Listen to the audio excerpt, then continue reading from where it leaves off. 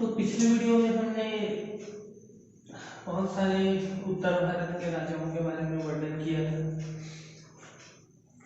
बिंबिसार के बारे में बात किया, अजातशत्रु, उदयननाथ शासक, कालाशोक, महापद्मनंद, घनानंद, चंद्रगुप्त मौर्य, बिंदुसार, सम्राट अशोक के बारे में बात किया, चाणक्य का अर्थशास्त्र का हमने थोड़ा सा वर्णन देखा।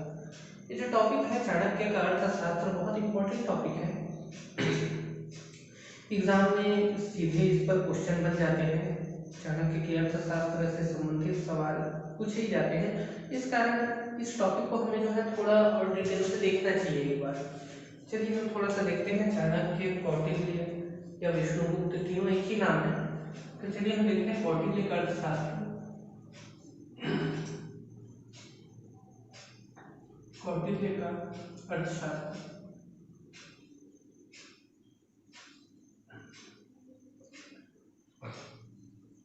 कौटिल्य के अर्थशास्त्र में एक शासक को अपने क्षेत्र में कैसे शासन करना चाहिए, कौन से कार्य करने चाहिए, किस प्रकार से उन कार्यों को संपन्न करना चाहिए, राज व्यवस्था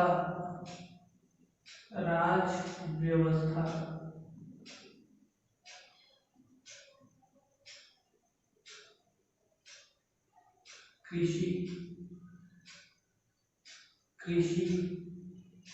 और न्याय, एक शासक को न्याय कैसे करना चाहिए,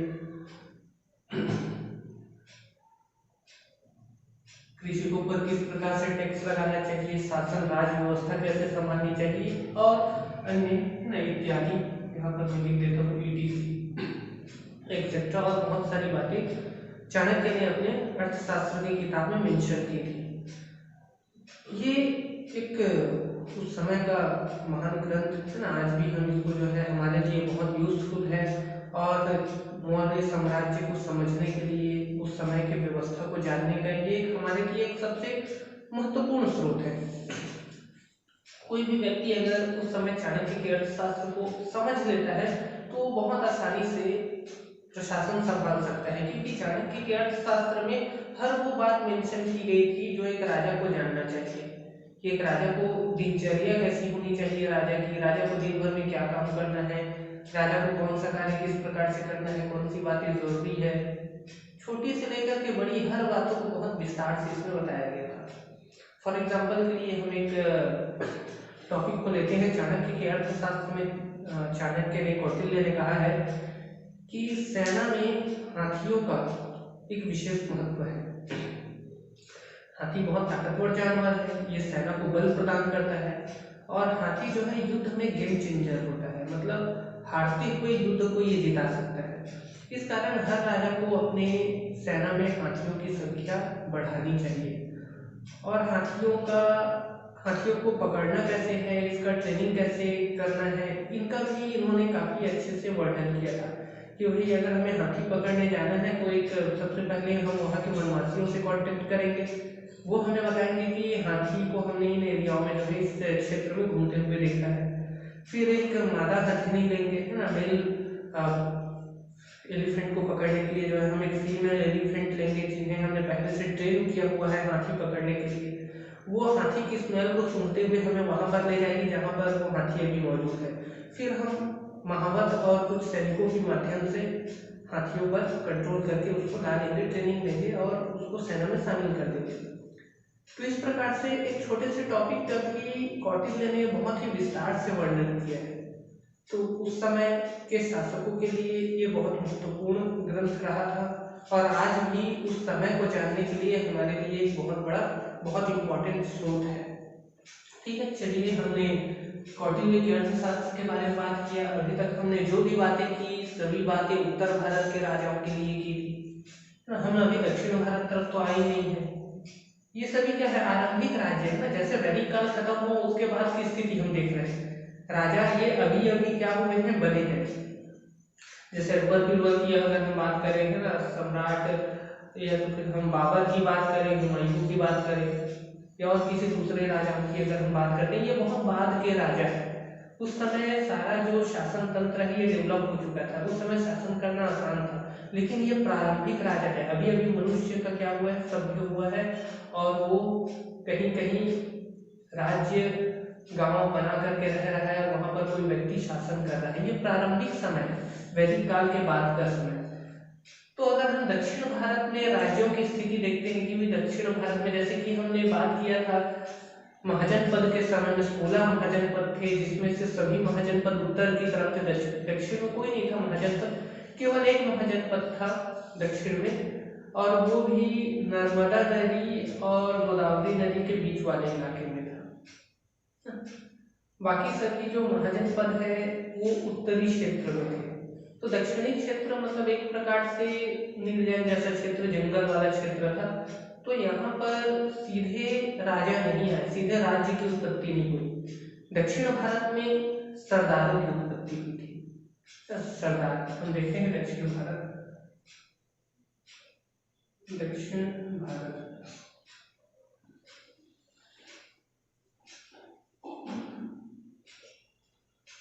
दक्षिण भारत में सरदारों की उत्पत्ति हुई। सरदार आए थे सबसे पहले। जैसे उत्तर भारत में हम राजाओं के बारे में पढ़ते हैं, वैसे दक्षिण भारत में सरदार हुए थे। ये सरदार बाद में पावर जब इनके पास आ गया, ज्यादा ताकतवर हो गए, तो ये सरदार भी बाद में राजा बन गए थे, लेकिन स्टार्टिंग इनकी सरदारियों से ही हुई थी। जैसे कि ये राजा के पास, अब ये केवल नाम का अंतर नहीं है इनमें, है ना, राजा और सरदार में दोनों शासक थे, दोनों अपने अपने क्षेत्र में शासन करते थे, लेकिन और भी काफी अंतर था। जैसे राजा के पास राज्य होता था, वैसे सरदार का जो क्षेत्र है वो सरदारी कहलाता था, सरदारी। ओके, राजा के पास एक जमीन होती थी जहां पर उसके लोग रहते थे, वो क्षेत्र पूरा उसका एरिया होता था। सरदार के पास भी जमीन होती थी, लेकिन जमीन का महत्व नहीं होता था, लोगों का महत्व होता था ना। वहां पर वो अपने समूह के लोगों को वो कहीं दूसरे जगह लेकर के भी जा सकता था, पूरा ग्रुप इकट्ठा होकर के पलायन भी कर जाते थे कभी कभी ना। समूह का उनका जो कबीला होता था उनका इम्पोर्टेंस ज्यादा होता था। यहाँ पर जो सरदार है ये भेंट लेते थे, और जो राजा है ये टैक्स लेता था। देखिए दोनों में अंतर है, भेंट और टैक्स। भेंट अपनी इच्छा से दिया जाता है, जबकि अगर हम टैक्स की बात करें तो वो नियम है, आपको देना ही पड़ेगा। यहाँ पर भेंट लेने के बाद जो सरदार है अपने साथियों में बांट लेता था, अपने साथियों में आपस में बांट लेता था, जबकि ये जो राजा है टैक्स लेने के बाद उसे अपने राजकोष में, अपने खजाने में जमा करा देता है। और आगे अगर हम देखें तो युद्ध में इनके पास कोई सेना होती नहीं थी। ये जो है युद्ध के समय में अपने कुछ कबीले के लोगों, जो स्त्री पुरुष है, उन्हें ही हथियार पकड़ा करके युद्ध में चले जाते थे। मतलब एक प्रकार से इनके पास स्थायी सेना होती थी, लेकिन इनके पास नहीं होती थी, इनके पास स्थायी सेना होती थी। लेकिन अगर हम इनकी बात करें तो इनके पास नहीं होती, हम इन्हें अस्थायी बोल सकते हैं, स्थायी सेना। इनके अलावा भी काफी अंतर था। राजा एक किले नुमा भवन में रहता था, चारों तरफ से सुरक्षित, जबकि अगर हम सरदार की बात करें तो सरदार अपने कबीले के बीच में ही एक मुखिया की तरह, है ना, जनता के बीच में रहता था, अपने लोगों के बीच में रहता था। तो ये सरदार, ये राजाओं में अंतर था। उत्तर भारत में सीधे राजा आए थे, जबकि अगर हम दक्षिण भारत की बात करें तो पहले सरदार है, वहां पर कुछ लोगों का समूह था, लोगों के समूह ने एक व्यक्ति को अपना हेड चुना और वही लोग सरदार कहलाए। बाद में ये पावरफुल हो गए और राजा बन गए, और दक्षिण भारत में राजवंश की उत्पत्ति हुई। दक्षिण भारत में अगर हम देखें तो 3 प्रमुख राजवंश हुए। दक्षिण भारत के राजवंश, दक्षिण भारत में 3 प्रमुख राजवंश हुए, चोल, चेर और पांड्य। ठीक है, चलिए हम इसको थोड़ा मैप में लोकेशन के माध्यम से देख लेते हैं। मैप में ये काम करते हैं। देखिए, जब भी आप राजनीति पढ़ रहे हैं, भूगोल पढ़ रहे हैं या इतिहास, है ना, कोई सभी विषय है, आप मैप में जरूर उस जगह को देखिए। किसी स्थान के बारे में बात किया जा रहा है तो आप मैप में वहां पर देखिए। कोई विशेष शब्द वहां पर अगर यूज हो रहा है, आपको उसका मतलब पता नहीं है, आप नेट में एक बार उसको सर्च कीजिए। ऐसे में हिस्ट्री बेसिक कॉन्सेप्ट करके वीडियो डाला हुआ हूँ प्ले लिस्ट में, आपको यहाँ लिंक में दिख भी रहा होगा आइकॉन में। आप जो है प्ले लिस्ट में जा करके बेसिक कॉन्सेप्ट वाला वीडियो देखेंगे तो बहुत सारे में जो टर्मिनोलॉजी है, जो शब्दावलियाँ विषय को पढ़ते समय हमारे सामने आती है और उसे हम नेगलेक्ट कर देते हैं, उन विषयों को मैंने, उन शब्दों को मैंने वहाँ बहुत विस्तार से समझाया हुआ है। ठीक है, यहाँ पर हम दक्षिण भारत के राजवंश अगर देखें तो दक्षिण भारत, ये देखिए बनाना थोड़ा आसान है, इसको कोई कठिन नहीं है। प्रायद्वीपीय भारत भी बोलते हैं इसको, क्योंकि ये तीन तरफ से समुद्र से घिरा हुआ है। तो ये वाला जो हिस्सा है हमारा तमिलनाडु का निचला वाला जो हिस्सा है, ये है हमारा पांड्य, और पांड्य के ऊपर वाला ये जो हमारा हिस्सा है ये है चोल, और इस तरफ केरल वाला जो हमारा क्षेत्र है ये है चेर। तो चोल, चेर, पांड्य, तीन राजवंश हुए थे दक्षिण क्षेत्र में। और ये जो तीन राजवंश थे इनका आपस में बिल्कुल नहीं बनता था, आपस में हमेशा लड़ते झगड़ते रहते थे। कभी चोल इन दोनों को हरा देता था तो कभी पांड्य इन दोनों को हरा देता था, तो कभी चेर जीत जाता था। तो इनका जो शासन काल था, इनका जो टाइम पीरियड था वो 300 BC से लेकर 300 AD तक था। अगर आपने AD और BC वाला नहीं देखा होगा, तो ये AD और BC का मतलब क्या है, अगर इसके बारे में अगर आपको जानकारी नहीं होगी या आपने कोई वीडियो नहीं देखा होगा जिसमें मैंने बेसिक कॉन्सेप्ट डाला हुआ है, आप बिल्कुल एक बार देख लें, आपको क्लियर हो जाएगा AD और BC क्या है। यहाँ पर देखिए 300 इधर भी है, 300 इधर भी है, लेकिन दोनों के बीच में 600 साल का गैप है। ठीक है, तो ये जो 600 साल का गैप था इसे हम कहते हैं संगम काल। संगम काल, जहाँ पर चेर, चोल और पांड्य तीन राजवंश हुए। ओके, संगम काल। तो भाई इसे हम संगम काल क्यों कहते हैं? हमने मौर्य काल पढ़ा है ना, मौर्य काल पढ़ा, मौर्य जाति वंश का नाम था, तो इस कारण उस काल को मौर्य काल बोल देते हैं। तो इसको भी हम चोल काल या पांड्य काल या चेर काल क्यों नहीं कहे, हमने इसको संगम काल क्यों कहा? इसके पीछे एक कारण है। देखिए, जैसा कि मैं आपको मगध साम्राज्य के बारे में पढ़ा रहा था, तो मैंने आपको बताया था कि मगध साम्राज्य में बौद्ध संगीति होती थी। पहली बौद्ध संगीति हुई थी 483 ईसा पूर्व अजातशत्रु के समय, और दूसरी बौद्ध संगीति हुई थी 383 में हमारा कालाशोक के समय में। वैसे जैन लोगों की भी होती थी जैन संगीति 300 ईसा पूर्व जो है मौर्य काल में जैन संगीति हुई थी चंद्रगुप्त मौर्य के समय में। तो ये जो संत लोग होते थे, बौद्ध भिक्षु होते थे, जैन संत लोग, जैन मुनि लोग जो होते थे, ये लोग एक जगह इकट्ठा होते थे और वहां पर अपने ज्ञान विज्ञान का आदान प्रदान करते थे, अपनी जो रचनाएं हैं उनका आदान प्रदान करते थे ना। और इस प्रकार से उनका एक सम्मेलन होता था जिसे हम संगीति कहते हैं। और वैसे ही क्या हुआ था, तमिल जो संत है उनका भी सम्मेलन हुआ था, हम उसको संगीति ना बोल करके हम उसको संगम बोलते थे। मतलब जब तमिल संतों का जब सम्मेलन हुआ तो हम उसे संगम काल के नाम से जानते हैं। 3 संगम हुए थे उस समय। चलिए थोड़ा सा संगम काल के बारे में भी जानकारी ले लेते हैं।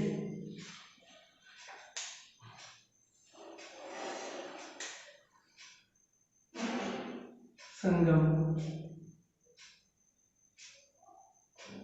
काल, ऐसे तो बोलते हैं संगम काल 9000 साल से भी ज्यादा समय तक था। संगम काल में तमिल संतों का संगम हुआ था, तमिल संतों का सम्मेलन हुआ था और 3 हुआ था सम्मेलन। एक हुआ था हमारा मदुरई में,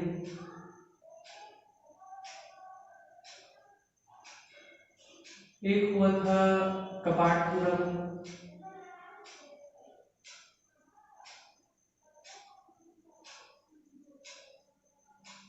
और तीसरा जो हमारा संगम है ये भी हुआ था मदुरई में।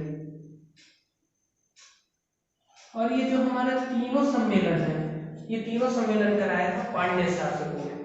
ठीक है, सम्मेलन में जैसे कि आप जानते हैं होता क्या है, जब संत लोग मिलते हैं तो अपनी ज्ञान का आदान प्रदान करते हैं, अपनी जो रचनाएं हैं, जो ग्रंथ महाकाव्य जो भी उन्होंने लिखा है उनका प्रदर्शन करते हैं। तो चलिए यहाँ पर कौन कौन सा ग्रंथ था, कौन कौन सा महाकाव्य था, हम देखते हैं। तो देखिए यहाँ पर संगम काल की अगर हम बात करें तो एक ही ग्रंथ ज्ञात है, अभी तक एक ही ग्रंथ प्राप्त हुआ है और वो ग्रंथ है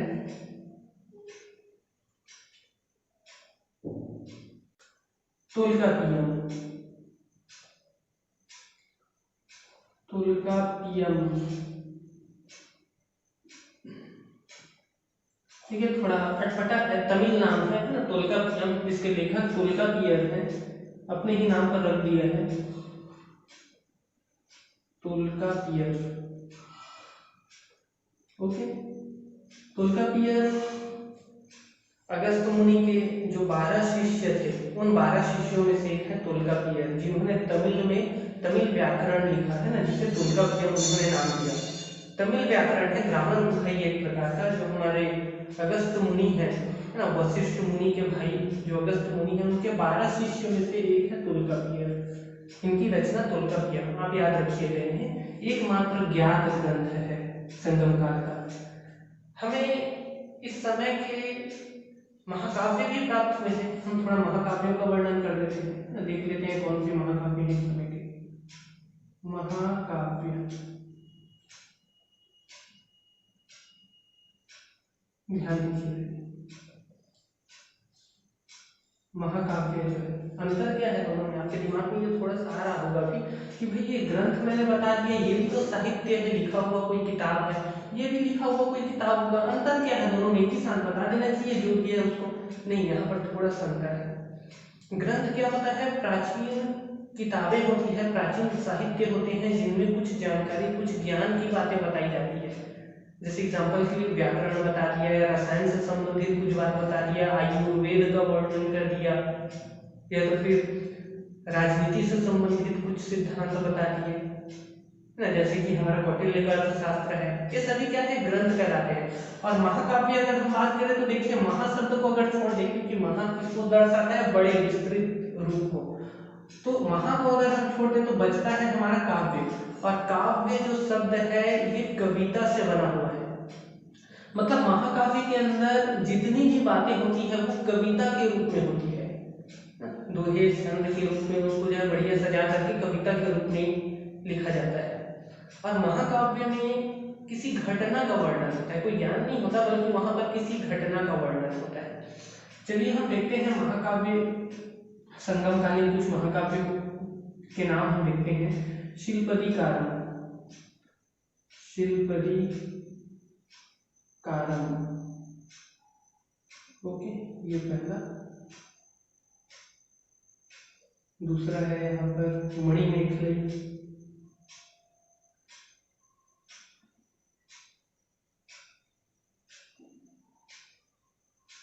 तीसरा अगर हम बात करें यहाँ पर है जीवक चिंतामणि,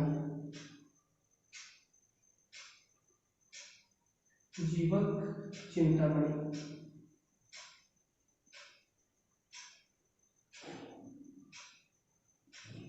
ये शिल्पदीकारम बहुत ही फेमस महाकाव्य है।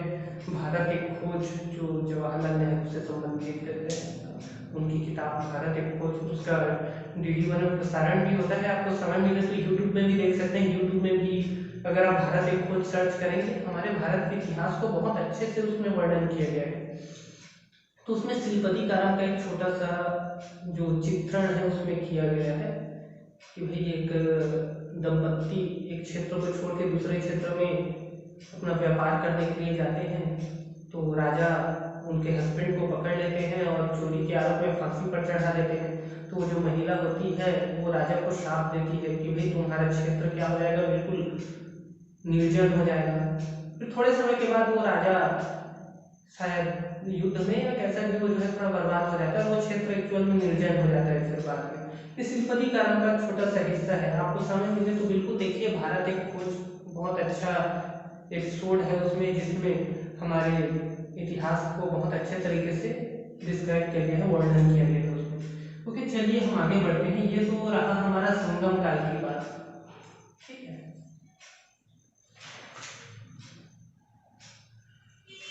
तो उत्तर भारत में और दक्षिण भारत में जितने भी राजा हुए हैं उनमें एक चीज कॉमन ये देखने को मिला है कि वो अपने आप को भगवान के बराबर शो करते थे जनता के बीच में। शायद ऐसा कहीं कहीं बोला जाता है कि चीन के जो राजा हैं, चाइना के जो राजवंश हैं, वो अपने आप को स्वर्गपुत्र बोलते थे। तो हमारे यहाँ के भी राजाओं ने उन्हीं को देख करके सीखा होगा, ऐसा कहते हैं कहीं पर ग्रंथ में। और जैसे अगर हम ब्रिटेन की बात करें, इंग्लैंड के, तो वहाँ के भी जो राजवंश थे, इनके भी दो भाग हैं, कुछ लोग कैथोलिक हैं और कुछ लोग प्रोटेस्टेंट हैं। तो जो कैथोलिक राजा होते थे वो अपने आप को देवपुत्र बोलते थे, ईश्वर से कनेक्टेड शो अप करते थे अपने आप को। तो इसके पीछे कारण ये है कि भाई जनता का विश्वास जीतना ये राजा का मुख्य लक्ष्य था, है ना, कि भाई हम जनता का विश्वास जीत जाए तो हम अपने क्षेत्र में बहुत आरामदायक तरीके से शासन कर सकते हैं। बाहर से कितना भी ज्यादा पावरफुल आक्रमणकारी आए उसको हराया जा सकता है, क्योंकि वो दुश्मन है, उसको बस एक ही लक्ष्य है, मारना है। लेकिन अगर अपने क्षेत्र में ही विद्रोह हो जाए तो वहां पर राजा के हाथों से थोड़ा कंट्रोल बाहर हो जाता है, क्योंकि वो अपने नागरिक है ना, उसको मार नहीं सकते, बस उसको थोड़ा सा दबा सकते हैं और थोड़ा सा जो है कंट्रोल कर सकते हैं। और वहीं आक्रमणकारी आ गया तो कोई कंट्रोल नहीं करना है, कोई दबाना नहीं है, सीधा उसको खत्म कर दो, मार दो और केस खत्म वहां पर से। तो अगर विद्रोह होता है तो ये थोड़ा जो है क्रिटिकल सिचुएशन हो जाता है। इसी कारण राजा ने अपने आप को हमेशा उस समय के, चाहे उत्तर भारत के राजा हो या दक्षिण भारत के राजा हो, अपने आप को ईश्वर के बराबर शो करते थे, ईश्वर के बराबर प्रदर्शित करने की कोशिश करते थे। और इस प्रकार से एक देवीय राजा का कॉन्सेप्ट आया हमारे भारत में, देवीय राजा। ये कॉन्सेप्ट है, एक विचारधारा है। देवीय राजा में होता क्या है कि राजा जनता के बीच में अपने आप को ईश्वर का दूत, ईश्वर का पुत्र या स्वयं को ईश्वर के रूप में प्रदर्शित करता है, जिससे जो जनता है वो राजा को अपना भगवान समझ बैठती है। और फिर वो राजा के द्वारा कोई भी गलत सही कार्य किए जाते हैं, जनता उसका विरोध नहीं करती है। आपने बाहुबली पिक्चर देखा होगा, उसमें जो भल्लाल देव है वो अपना एक विशालकाय मूर्ति बनवाते रहता है, और युद्ध के समय देखा होगा आपने, वो अपना बड़ी बड़ी मूर्तियां वहां पर रखते थे जो उनके पूर्वजों की मूर्तियां होती थी। तो यहाँ पर वो कहीं ना कहीं अपने आप को एक सर्वशक्तिमान भगवान के रूप में जो है जनता के बीच में प्रस्तुत करने की कोशिश करते थे कि हम सर्वशक्तिमान हैं, हम ईश्वर हैं, हम आपकी रक्षा करेंगे, हम आपके अन्नदाता है, पालनहार है। इस प्रकार से जनता को वो क्या कर देते हैं, बिल्कुल वो एक प्रकार से जैसे हिप्नोटाइज जैसा बोलते हैं ना, जनता क्या हो जाती है कि बिल्कुल हाँ यही ईश्वर है, यही भगवान है, ऐसा मानना है, वो प्रारंभ कर देती थी। और वो कभी भी राजा से विद्रोह नहीं करती थी। ये एक राजनीतिक क्या था, एक दाव पेच था, है ना, ये भी एक राजनीतिक खेल था जो वो लोग खेलते थे कि भाई हम जनता का थोड़ा जो मानसिकता है उसको हम थोड़ा चेंज कर देते हैं ना, जिससे जनता कभी भी हमारा विरोध नहीं करेगी। ये एक देवीय राजा का कॉन्सेप्ट, ठीक है। राजा लोग जो है अपने आप को भगवान साबित करने के लिए अपनी मूर्तियां बनवाते थे, मूर्तियां, और उनको चौराहों में लगवाते थे। टाइम टू टाइम उस पर हाथ चढ़ता था, पूजा पाठ होता था, जिससे जनता धीरे धीरे भी, अगर किसी के सामने अगर हम कोई पत्थर रख देते हैं या कुछ भी रख देते हैं, रोज अगर कोई व्यक्ति जाके उसका पूजा पाठ कर रहा है, धीरे धीरे दो लोग और आके शामिल हो जाएंगे और धीरे धीरे भीड़ लगते जाएगी और वो जो पत्थर है वहां पर मंदिर बन जाएगा फिर, और इस प्रकार से ये एक दर्शनीय स्थल हो जाएगा फिर वो तो फिर लोगों के जो मानसिकता है उसको चेंज करने में ज्यादा समय नहीं लगता है। आप बस एक आदमी अगर काम करना चालू होता है, धीरे धीरे दो चार उसके साथ जुड़ते जाते हैं और एक बड़ा सा जनसमूह उसके साथ जुड़ जाता है। तो वैसे ही राजा की मूर्ति लग गई। पहले तो कुछ अधिकारी लोग बस जाते थे, राजा को माला चढ़ाते थे। कुछ अगर व्यक्ति ग्रामीण लोग गए तो राजा उसको देखा, खुश हो गया, उनको पुरस्कृत किया कि भाई आज आपने मेरी आरती उतारी यहाँ पर मूर्ति में। उसको देख करके दो चार लोग और आने लगे। फिर एक समय आया कि पूरा का पूरा गांव जो है डिसाइड किया आज जो है राजा का पूजा करेंगे, त्योहार के रूप में मनाने लगे, जैसे उसका बर्थडे हो गया या राज्याभिषेक का दिन हो गया, जो भी। और इस प्रकार से वो कल्चर जो है धीरे से चेंज हो गया। फिर अब जैसे कोई दूसरा राजा आता था ना, मान लो जाए एक राजा वहां शासन कर रहा है, फिर अचानक से कोई दूसरा राजा आ गया, तो वो राजा का काम पहला क्या होता था कि पहले वाले राजा के द्वारा जो भी मूर्ति बनाई गई है, जो भी मंदिर बनाए गए हैं, जो भी ग्रंथ साहित्य वगैरह जो भी बनाए गए हैं, उसको नष्ट कर देता था और फिर से अपना नया बनवाता था, ताकि जो जनता है वो अपने पुराने राजा के बारे में सारी चीजें भूल जाए। और मुझे एक नया राजा, नया ईश्वर के रूप में एक्सेप्ट करे। इसी कारण हमारे इतिहास के जो अधिकांश जो ग्रंथ है, जो जानकारी के जो स्रोत है, वो नष्ट हो चुके हैं।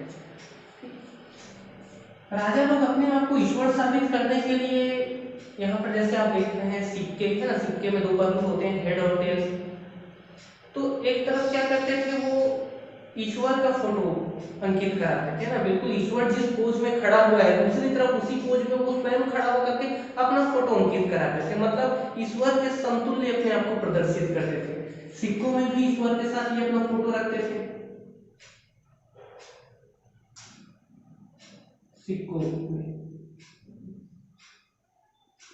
और बचा हुआ अगर कहीं कमी हो गया तो उसको, जो उनके चारण कवि है, जो भाट ना, चारण कवि भाट पर्यायवाची है, ये ऐसे कवि होते हैं जो बढ़ा चढ़ा करके राजा की तारीफ करते हैं और उनके ऊपर कविता लिखते हैं।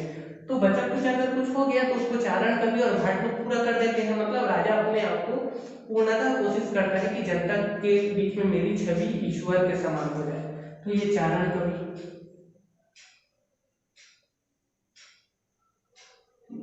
एग्जाम्पल के लिए हम देखते हैं कुछ चारण कवि, जैसे समुद्रगुप्त।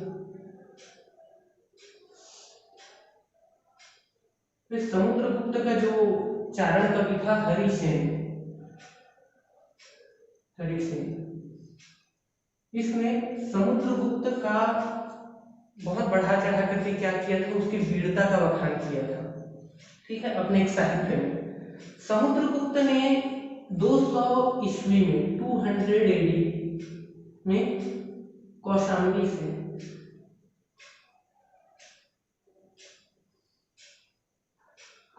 से पत्थर का एक जो है अशोक स्तंभ मंगवाया और उसको प्रयागराज में लगवाया, प्रयागराज।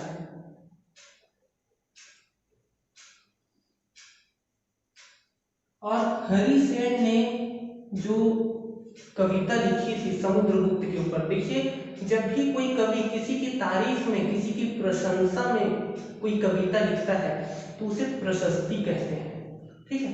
तो हरिसेन ने जो प्रशस्ति लिखी थी समुद्रगुप्त के ऊपर, उस प्रशस्ति को समुद्रगुप्त ने प्रयागराज में जो कौशाम्बी से लाया हुआ जो अशोक स्तंभ था उसमें खुदवाया कि जनता मेरे बारे में जाने।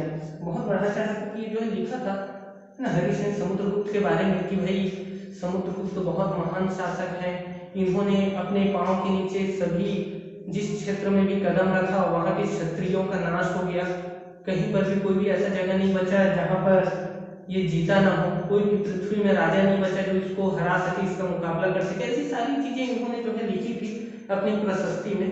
और उन प्रशस्ति को जो है समुद्रगुप्त ने प्रयाग में जो अशोक स्तंभ लगवाया था उसमें खुदवाया, और इस कारण आज हम उसे प्रयाग प्रशस्ति के नाम से जानते हैं, ठीक है। आप ध्यान रखिएगा, प्रयाग प्रशस्ति हरिसेन के द्वारा लिखा हुआ है और वो समुद्रगुप्त के संबंध में है। इसकी रचना प्रयाग प्रशस्ति, प्रयाग प्रशस्ति। ओके, चलिए आगे बढ़ते हैं। चलिए थोड़ा एक और हम एग्जाम्पल देख लेते हैं, हम दूसरा जो एग्जाम्पल यहाँ पर देख लेते हैं।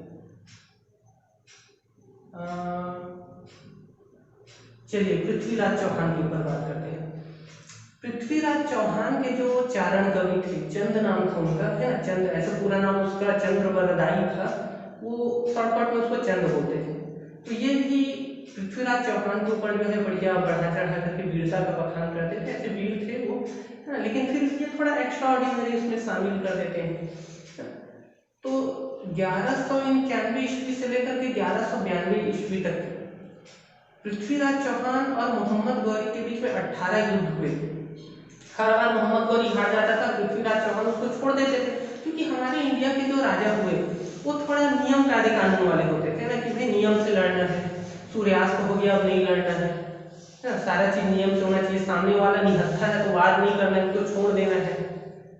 और कोई गदाधारी है तो गदाधारी के साथ लड़ेगा, तीरंदाज है तो तीरंदाज के साथ लड़ेगा, तलवार वाला तलवार के साथ लड़ेगा, नियम फॉलो करते थे। जबकि उस क्षेत्र से जो आक्रमणकारी आए, जैसे महमूद गजनवी, मोहम्मद गौरी और जो भी आए, उनका कोई नियम नहीं होता था, उनका एक ही नियम होता था कि युद्ध जीतना है।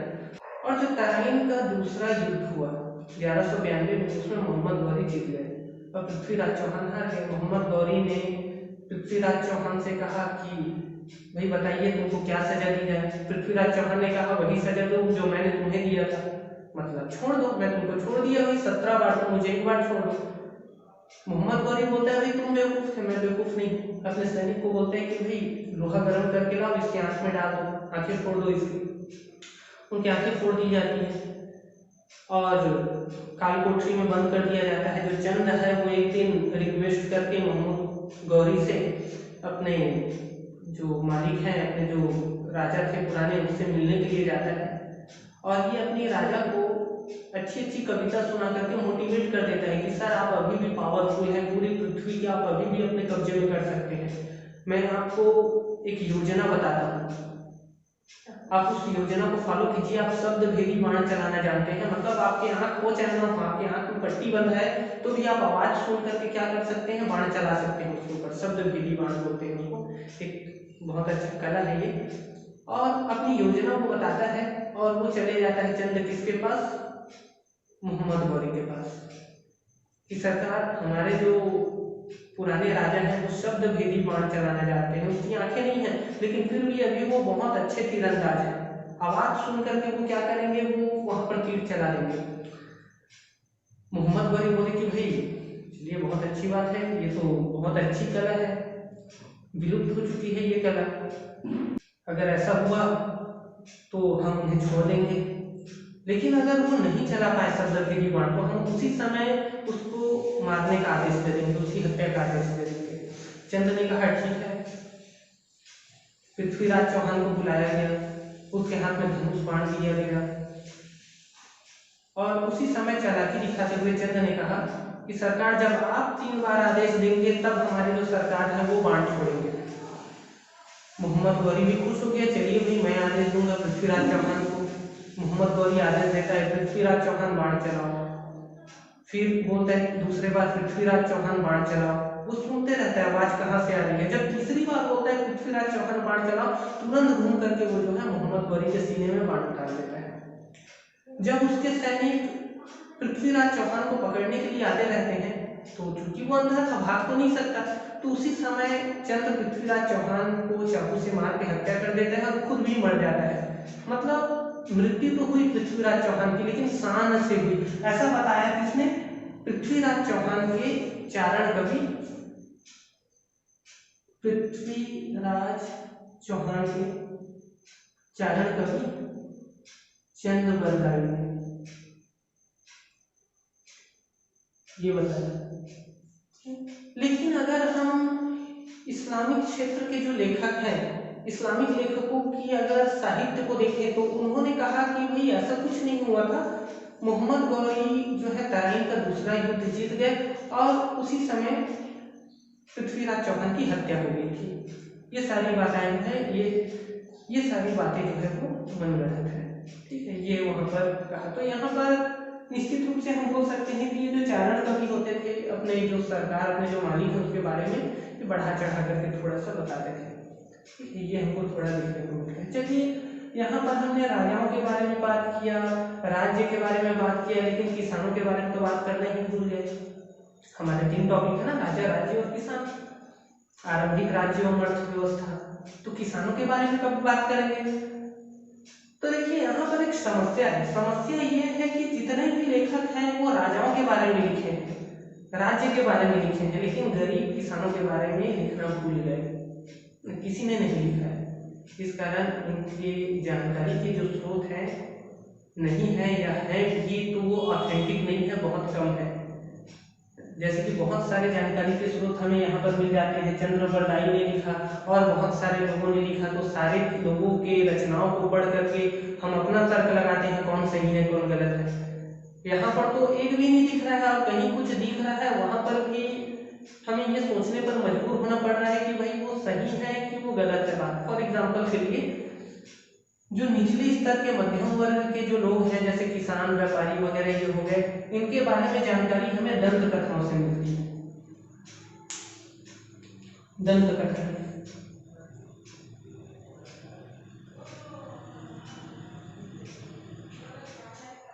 दंत कथाएं उन कथाओं को कहते हैं जिनका वर्णन किसी साहित्य में या कहीं पर लिखे हुए रूप में नहीं होता, बल्कि ये हम पीढ़ी दर पीढ़ी अपने दादा दादी नाना नानी को अपने पूर्वजों के माध्यम से सुनते आए हैं और आगे भी हम जो है अपने वंशजों को सुनाते रहते हैं। ये लिखा हुआ नहीं है, बस ये पीढ़ी दर पीढ़ी चल रहा है। ये दंत कथाएं कहलाती है। जैसे एग्जाम्पल के लिए भेड़िया आया वाली कहानी, एक लड़का जो है वो चरवाहे का काम करता है, वो जंगल चले जाता है और वहां पर पेड़ पे चढ़ करके भेड़िया आया करके चिल्लाता है। जब लोग आकर के देखते हैं तो उसका मजाक उड़ाता है। तो ये दंत कथा है ना, कहीं लिखा नहीं है लेकिन हम सुनते आए हैं अपने पूर्वजों से। वही अगर एक और बात करें तो खरगोश और कछुए की दौड़ जो होती है, एक दंत कथा है ये भी। पंचतंत्र की एक कहानी है कि भाई मगरमच्छ के पीठ पर बंदर बैठ जाता है और बंदर मगरमच्छ की वाइफ से मिलने के लिए जाता है और वहां पर मगरमच्छ उसे बताता है कि भाई मैं तुम्हें डिनर के लिए नहीं ले जा रहा हूँ, बल्कि मैं तुम्हारा जो कलेजा है उसको अपनी वाइफ को खिलाऊंगा। तो वहां पर जो बंदर है वो बोलता है कि अरे भाई तू मेरा दोस्त है यार, पहले बताना था, मैं तो अपना कलेजा पेड़ पर लटका के आया, चल आते हैं वापस रख लूंगा, फिर वापस निकलेंगे। ये जो कहानियां हैं आप सभी ने सुनी है, मुझे बताने की जरूरत नहीं है। इसका कोई लिखित साक्ष्य नहीं है कि एक्चुअल में ऐसा हुआ था कि नहीं हुआ था, बस ये दंत कथाओं के रूप में हम इसको याद रखते हैं। ये हमें सामान्य जो जनमानस है, सामान्य निचले स्तर के जो लोग हैं उससे संबंधित घटनाओं के बारे में बताते हैं। तो ये एक समस्या है कि ये ऑथेंटिक नहीं है, ये सत्य है कि नहीं इसके बारे में हम नहीं जानते। दूसरी अगर हम बात करें तो जातक कथाओं से भी हमें इन निचले वर्गों के बारे में जानकारी मिलती है। जातक कथाएं देखिए, जो हमारे गौतम बुद्ध जी जो थे है ना, तो बुद्ध जो ग्रंथ है, तो बौद्ध ग्रंथ में एक ग्रंथ है त्रिपिटक। त्रिपिटक का मतलब 3 टोकरियां, ज्ञान की 3 टोकरियां। तो त्रिपिटक के 3 भाग हैं, जैसे नाम से ही पता चलता है। जैसे हमारा कोई कक्षा में 6 विषय होते हैं, फिर कोई भी एक विषय ले लेते हैं हम सामाजिक ज्ञान, तो उसमें 4 भाग होते हैं, इतिहास, राजनीति, भूगोल, अर्थशास्त्र, फिर प्रत्येक भाग में हमारे चैप्टर होते हैं। तो वैसे ही हमारा जो त्रिपिटक है ना, ये जो हमारा त्रिपिटक है ये 3 भागों में बंटा हुआ है। विनय पिटक, सुत्त पिटक और अभिधम्म पिटक। तो जो हमारा सुत्त पिटक है ये फिर से 5 भागों में बंटा हुआ है। ऐसे सभी के बहुत सारे भाग हैं, हम अभी सुत्त पिटक की बात कर रहे हैं, तो ये 5 भागों में बंटा हुआ है। तो एक जो भाग है इसका ना, खुद्दक निकाय, खुद्दक निकाय, इस खुद्दक निकाय का जो 10वां चैप्टर है, इस 10वें चैप्टर में 600 कहानियां हैं। कुछ लोग कहते हैं कि 600 कहानियों को स्वयं गौतम बुद्ध ने लिखा है, लेकिन कुछ का मानना है कि गौतम बुद्ध के मोक्ष प्राप्ति के बाद उनके शिष्यों ने इनको लिखा है। खैर जो भी हो, वहां पर सुत्त पिटक का जो खुद्दक निकाय वाला भाग है उसके 10वें चैप्टर में 600 कहानियां हैं। अब अगर इतना याद ना रखना चाहे तो आप इतना ध्यान रखिए, त्रिपिटक का एक सुत्त पिटक वाला हिस्सा है, वहां पर 600 कहानियां हमें मिलती है और ये कहानियां सामान्य जनमानस से संबंधित है।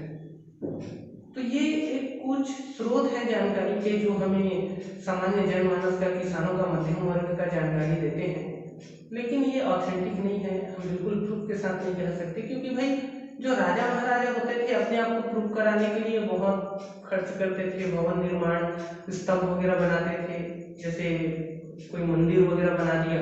लेकिन ये गरीब वर्ग का आदमी क्या करेगा, ये तो अभिलेख में नहीं खुदवा सकता। तो अगर किसी ने बोल दिया है अपने किसी यात्रा वृत्तांत में या अपनी किसी डायरी में उनके बारे में थोड़ा सा मेंशन कर दिया है, तो उसका कोई प्रूफ नहीं है ना। तो खैर जो भी हो, दंत कथा और जातक कथाओं के माध्यम से हमें गरीब वर्ग के बारे में, निचले मध्यम वर्ग के बारे में भी जानकारी मिलती है। आगे की जो चर्चाएं हैं इसको हम अगले वीडियो के लिए थोड़ा बचा करके रखते हैं। और अब थोड़ा ध्यान दीजिए कि जब भी आप आंसर मेकिंग करेंगे, आप वीडियो के साथ एक तो बने रहिए, लगातार वीडियो को आप बार बार देखिए, क्योंकि भाई अगर आप वीडियो को एक बार देखते हैं तो एक बार के हिसाब से नॉलेज मिलेगा, आप वीडियो को एक बार देख करके अगर एग्जाम दिलाने जाते हैं या 2 बार 5 बार देख करके एग्जाम दिलाने जाते हैं, वहीं अगर कोई दूसरा स्टूडेंट उस वीडियो को कई बार देखता है तो उसके नॉलेज में और आपके नॉलेज में अंतर होगा। एक बार देखने वाले व्यक्ति के नॉलेज में और कई बार देखने वाले व्यक्ति के नॉलेज में अंतर होगा, वो पूरा रट डाला होगा वीडियो को। इस कारण वीडियो के साथ आप बने रहिए, हर वीडियो को देखिए लाइन टू लाइन। ये मैं डाल दिया, इससे पहले का नहीं दिखा है तो उसको देखिए, कोई डाउट है तो भी देखिए उसको। खाली समय जब भी बचा हुआ है वहां पर आप मेरा लिंक खोल करके आप उस वीडियो को देखते रहिए। यूट्यूब में मैं वीडियो डाल रहा हूँ, ये आपके लिए फायदे की बात है, क्योंकि आप हमेशा मोबाइल रखे रहते हैं। अगर जब भी आप यूट्यूब चला रहे हैं, मोबाइल हाथ में है, थोड़ा 10 मिनट 15 मिनट 20 मिनट का समय निकाल के देख लीजिए। इससे मैं कोई वीडियो को बहुत बड़ा नहीं बनाता हूँ, 1 घंटा 1.5 घंटा उतना ही बनाता हूँ जितना हमारे लिए कंफर्टेबल होता है। ज़्यादा लंबा वीडियो बना देने से वो थोड़ा बोरियत हो जाता है। आप जो है फेयर कॉपी बनाइए, वीडियो को आप पॉज करके फिर बैक करके, जैसा यहाँ पर मैं बता रहा हूँ, जो भी मैं ये यहाँ पर डायग्राम बना रहा है ना, आप उसको अपना बढ़िया से अच्छा से फेयर कॉपी बनाइए। फेयर कॉपी जब भी बनाएंगे या एग्जाम में भी अगर आप आंसर राइटिंग करेंगे तो किसी भी आंसर को आप ऐसा डायग्राम के थ्रू बताइए। डायग्राम, मैप, कोई चित्र वगैरह हो गया, उस चित्र को वहां पर मेंशन कीजिए। इससे क्या होता है, हमारा आंसर बिल्कुल आकर्षक लगता है, क्रिएटिव लगता है थोड़ा सा, और जो चेक करने वाला है वो भी बहुत आसानी से समझ जाता है। अगर हम पूरा पेज भर दिए हैं निबंध जैसा, उसी की जगह अगर हम इसको थोड़ा डायग्राम जैसा बता देते हैं, और पहले डायग्राम जैसा बता दिया और उसके बाद हम नीचे में उसको बहुत डिटेल से लिख रहे हैं, तो वो चेक करने वाला इसी को देख के समझ जाएगा कि हाँ भाई इसको आगे नहीं चाहिए, मैंने कुछ डिटेल किया है, और वो हल्का सा चेक करेगा और आपको नंबर दे करके वो आगे निकल जाएगा। और उसी को अगर आप पूरा भर दिए हो पेज को तो उसको थोड़ी समस्या आएगी पढ़ने में, थोड़ा सा टाइम लगेगा। जब भी आप आंसर मेकिंग करते हैं, इस बात का आप ध्यान रखें कि हमारा आंसर बिल्कुल सरल से सरल होना चाहिए, ताकि चेक करने वाले को बहुत आसानी से सारी चीजें समझ में आ जाए, उसको ज़्यादा आंख न गड़ाना पड़े। क्या लिखा हुआ है, राइटिंग आप अच्छा बनाइए, बहुत सरल शब्दों में आंसर दीजिए, जबरदस्ती उसको कठिन करने की कोशिश ना करें। चलिए ठीक है, हम बहुत जल्दी जो है अपना सिलेबस कवर करेंगे, और आप अपना फेयर कॉपी भी बनाइए, और आप अपना फेयर कॉपी भी बनाइए। फेयर कॉपी बनाना बहुत ज़रूरी है। खुद का लिखा हुआ अगर हम एग्ज़ाम के समय एक बार देखें तो ज़्यादा बेटर होता है। वीडियो तो है ही, है ना, वीडियो तो आपको देखना ही है। तो आगे की जो बातें हैं वो हम अगले वीडियो में करेंगे। यहाँ पर हम क्लास ऑफ करते हैं। आप जो है ये वीडियो देखिए, अच्छे से समझ लीजिए, और अगले वीडियो का थोड़ा वेट कर लीजिए, है ना। 1-2 दिन में मैं अगला वीडियो डाल दूँगा।